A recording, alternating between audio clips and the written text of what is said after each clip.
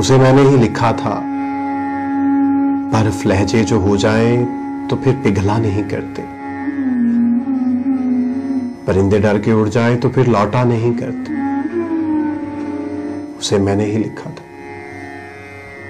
कि ये की उड़ जाए तो शायद कभी वापस नहीं आता। हवाओं का कोई तूफान कभी बारिश नहीं लाता। उसे मैंने ही लिखा था कि शीशा टूट जाए तो कभी फिर जुड़ नहीं पाता।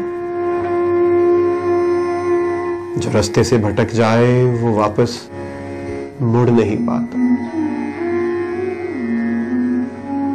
उसे कहना वो बेमानी अधूरे खत उसे मैंने ही लिखा था। उसे कहना वो बेमानी अधूरा खत उसे मैंने ही लिखा था। उसे कहना कि दीवाने मुकम्मल खत नहीं लिखते।